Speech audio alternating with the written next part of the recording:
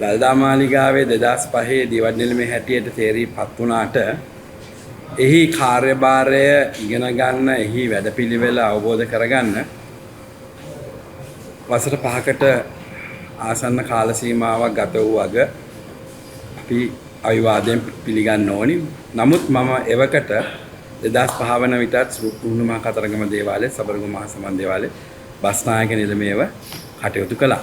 නමුත් අපි දැවැන්ත වැඩපිළිවෙලක් ක්‍රියාත්මක කරන්න අවශ්‍ය පරිසරය මා විසින්ම සකසාගත යුතුව තිබ්බා.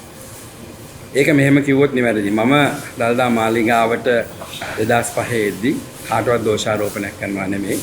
දළදා මාලිගාව සතුව අඩුම ගානේ ඡායාරූපයක් ගන්න අවශ්‍ය අපි කියන ස්ටිල් කැමරා එකක්වත් තිබ්බේ නැහැ. ඒ වගේම මාලිගාවේ වෙබ් අඩවිය පෞද්ගලික අංශය සතුව තිබ්බේ.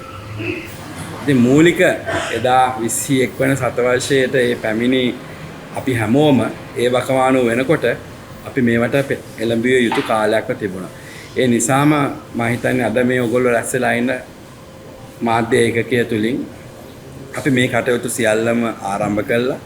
විශේෂයෙන් මහ ජනතාවට වගේම දේශීය විදේශීය බැතිබතුන්ට, සංචාරකයන්ට, සමස්ත ලෝකවාසී බෞද්ධ ජනතාවටම අබෞද්ධ ජනතාවටම දළදා මාලිගාවේ තියෙන බෞද්ධ ආශ්චර්යයත් ඒ වගේම එහි තියෙන සංස්කෘතික ක්‍රියාවලිය සහ ලාංකිකයන් හැටියට අපි අදහන, පිළිගන්න, ගරු කරන මේ සිද්ධාස්ථානයක් හැටියට මුළු ලෝකෙටම ගෙනියන්න අපි කටයුතු කළා. එහි පළමු ප්‍රතිඵලය මම හිතන්නේ 2013 දී තජ් මහල් සංචාරක ආකර්ෂණයට වඩා එහා ගිය ලෝකේ පළමු තැනට දළදා මාලිගාව ඔසවා තබන්න හැකියි. හැබැයි මේ හැම ක්‍රියාවලියක්ම ප්‍රතිඵල දකින්නවට මේ ප්‍රතිඵල ගේන්න අපිට අවුරුදු 10කට වැඩි කාලයක් ගත කරන්න ඕන. ඒක ගත කළා ඒ කරගත්ත යම් ක්‍රියාවලියක් තුල තමයි දළදා මාලිගාවේ උන්නතියකට අපිට අඩිපාර විවෘත කරන්න පුළුවන් වුණේ 2015 වෙනකොට. ඒ නිසාම මම හිතන්නේ මේ කරපු වැඩපිළිවෙල තවත් ඇත්තටම අර්ථවත් වුණේ 2015න් පස්සේ. 2015න් පස්සෙත් අපේ දළදා මාලිගා ඉතිහාසය දිහා බලද්දී 2018 වසර තමයි අපේ සාර්ථකම වසර. අපි ව්‍යාපෘති රාශියක් කළා. අපි ආදායම පද්දුවා, ඒ වගේම ඉතිරි කිරීම කළා. මේ සියලු දේවල් කරද්දී 2018 වෙනකොට අපි ලොකු ඉදිරියට එන්න හැකියාව ලැබුණා. අපි දන්නා පාස්කු ප්‍රහාරය රටේ ඇති වුණා 2019. මට ඒ ප්‍රහාරය ඇතිවීමත් සමග දළදා මාලිගාවට පැමිණෙන බැතිමතුන්ගේ අඩුවක්, විශේෂයෙන් විදේශීය බැතිමතුන්ගේ අඩුවක් වුණා. 2020 මාර්තු මාසය වෙනකොට කොවිඩ් වසංගතයෙන් මුළු රටම වැහුවා.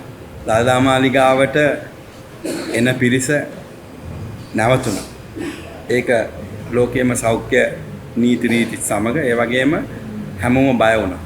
හැබැයි මොන අභියෝග හමු වුණත් දළදා මාලිගාව තුල පවත්වපු දෛනික චාරිත්‍ර, ඒ වගේම සේවකයන් නඩත්තු කිරීම, මේ සියලු දේවල් අපිට මොන අභියෝග තිබ්බත් කරන්න සිදු වුණා. ඉතින් ඒ අභියෝග හමුවේ ඒ ක්‍රියාවලිය කරන් යද්දි විශේෂයෙන් සංචාරකයන් 2023 ඔක්තෝබර් මාසයේදී තමයි නැවත එන්න ආවේ.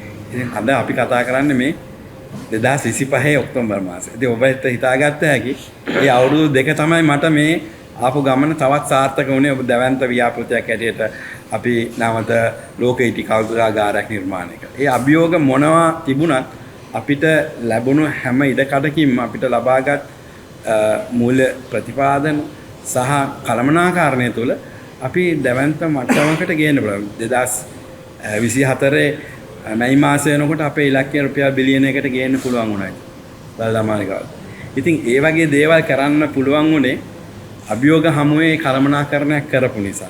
ඉතින් දැන් මම හිතන්නේ ඉදිරි දස වසර තුළ මා අදහස් කළ ව්‍යාපෘති විශේෂයෙන් සමාජ සුබසාධනය වගේම ශාසනික උන්නතිය. ශාසනික කියන්නේ කෙටි කාලීන වශයෙන් වෙන්න පුළුවන්, දීර්ඝ කාලීන වශයෙන් මෙවැනි මාධ්‍යයක් තුල ප්‍රකාශ කළ යුතු දේවල් නෙමෙයි. මේ විහාරයේ ගෞතම මහානායකයන් වහන්සේලා සායි නිකායත් එක්කම කතා කරලා අපි ගත යුතු ක්‍රියාමාර්ග තියෙනවා.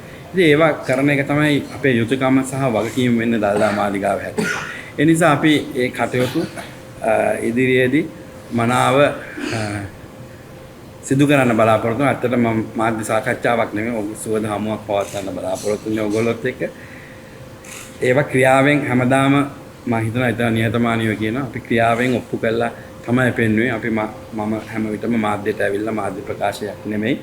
ඒක ඒ සදාචාරය මා සතුව නොමැති බව හොඳ ආකාරව ඔයගොල්ලෝ දන්නවා. ඒ නිසා මම හිතන්නේ මේ විදිහට කරගෙන යනවා. ඉතින් ඒක ආශිර්වාදයක් වුණා. මම හිතුවා ඔයගොල්ලෝ සියසින් දකින්න ඇති. මම ඒක තමයි අතන මගේ මේ අද සන්තෝෂ වෙන ප්‍රධානම කාරණා. ඡන්ද ප්‍රතිඵලය කියනකොට විනාඩි 2කට වැහපු විදිය ඕගොල්ලොත් දෙමින් නැති. ඒ මල් වැස්සම මට ආශිර්වාදයක් වුණා. දළදා හාමුදුරන්ගේ පිට මට ලැබුණා. ඒ ආශිර්වාදෙම මට ලොකු රුකුලක් කියන එක මම හිතන්නේ හැමෝම තම දැනෙන්නේ නැති. තම මගේ හිතට දැනුණා. මාව දළදා හාමුදුරු මට ආශිර්වාද කළා කියලා. ඒ ආශිර්වාදෙම ඇති මේ දසවසර ඉදිරියට ගෙනියන්න. ඔහුගේ කාලේ කතා වෙච්ච දේ තමයි දැන් ලෝකයේ වෙනත් ආගම් වලට ලෝක ආගමික මධ්‍යස්ථාන කරන බෞද්ධයන්ට එහෙම තැනක් නැහැ මේ මාලිගාව එතෙන් පත් කරන්න පුළුවන් කියලා. දැන් මේ දසවසරේ ඔබට පුළුවන් දේ කරන්න. එහෙම මාලිගාව පත් කරන්න දෙයක් නැහැ. පත් වෙලා තියෙන්නේ ලෝකේ බෞද්ධයන්ගෙම මුදුන් මල්කඩ කියන එක වචනයක් පමණක් නෙමෙයි. මුළු ලෝකෙම දන්නවා. ඉතින් අපිට ඒකට අවශ්‍ය වටපිටාව පරිසරය අපි නිර්මාණය කරලා තියෙනවා. ලෝක බෞද්ධයන්ට පවණන්නේ ඔබ දැන් බැලුවොත් එහෙම දළදා මාලිගාව තුළින් මේ පැමිණ සංචාරකයන්ට භාවනාව කරන්න උඩවත්ත කැලේ විවෘත කරලා තියෙනවා. බුදු දහම පිළිබඳව, බුද්ධ දර්ශනය පිළිබඳව විශේෂයෙන් ආධ්‍යාත්මික පැත්ත අද යුරෝපා රටවල් වල දැඩි උනන්දුවක් තියෙනවා. ඉතින් ඒකට අවශ්‍ය භූමිකාව සපයන්න නැතුව යටිතල පහසුකම් සපයන්න නැතුව යටිතල පහසුකම් කියන එක වැරදියට නිර්වචනය කරන්න එපා. අවශ්‍ය පරිසරය ගොඩනගන්න නැතුව කටයුතු කරන්න. ඉතින් ඒකට අවශ්‍ය පරිසරය අපි ඉතින් නියඩව කරනවා. ඒක ඔබට කියලා මාධ්‍යෙන් කියලා නෙමෙයි. 2005 දළදා මාලිගාවට වඳින්න ආවේ දෛනිකව 2500ක්. අද 15000ක් වෙනවා. සංචාරකයෝ 1000ක් 1500ක් එනවා. ඉතින් මේ தත්ත්වයට ගේන්න අපි මේ ඔබේ නාලිකාව වෙන්න පුළුවන්, ඔබේ මුද්‍රිත මාධ්‍ය වෙන්න පුළුවන්, එහෙම නැත්නම් අපේ වෙබ් අඩවි වෙන්න පුළුවන්, අපේ සජීව විකාශය වෙන්න පුළුවන්. වසරකට පෙරහැර පමණක් සජීව මිලියන 100ක් බලනවා. ඉතින් ඒ ප්‍රතිඵල එන්න කල් යනවා. ඒ තියෙන අපිට ඕනි මේ ශනික ප්‍රතිඵල. ශනික ප්‍රතිඵල නැතුව අපි මේ 20 වසරක් තුළ ගෙන ආගමන මට වැඩිය මම හිතන්නේ ඕගලන්ට විග්‍රහ කරන්න පුළුවන්. ඒක භෞතික සම්පත් වශයෙන් වෙන්න පුළුවන්, ආධ්‍යාත්මික පැත්තෙන් වෙන්න පුළුවන්, හැම පැත්තකටම කරන්න පුළුවන් හැම දෙයක්ම අපි කරලා තියෙනවා. ඒක කරන්න ඉදිරියට බලාපොරොත්තු වෙනවා.